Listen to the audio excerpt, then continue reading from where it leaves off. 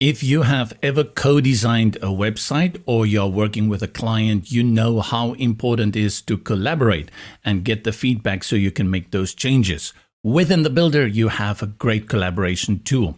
To the sidebar on the left and just under global styling, we have the collaborate option. Quickly have a look at the page that I've created here. So what I want to do is I want my client or my colleague to go through this page and give me feedback as to I don't like this color or I don't like this image or can you move this?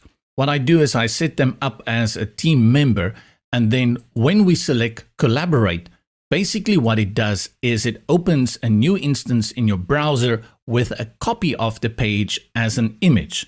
This is not a builder, so you cannot move anything around, you cannot add anything, you cannot delete it, you cannot make color changes. What you can do is add comments within your role, and then others can also add, and you can go through the list. Note my cursor has changed to this icon, and what I can do anywhere on my page that I want to make changes is simply click on it. Make a comment, change this to a profile pic, and then select who can see it, all members or only a specific person, and then click on comment. Whoever has access to this project and workspace will also be able to leave comments back to me. Once it is resolved, I can select resolved. I can also go ahead and edit the comment or delete it.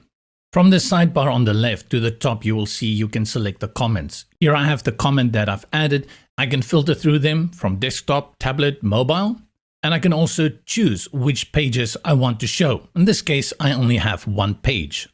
Select the comment, it will go to that area on the page and you can make changes. Once a comment has been resolved, you can check it off. And then you have the option here in the bottom left corner to select hide resolved. Now only active comments will appear. You have the ability to cycle through the desktop, tablet and mobile. Just note that every time you select it, it will load a new instance of the site so that you can leave comments to it. After you've done all your edits and you want to go back to editing in the Builder, simply select here Edit Page, and this will take you right back into the Builder.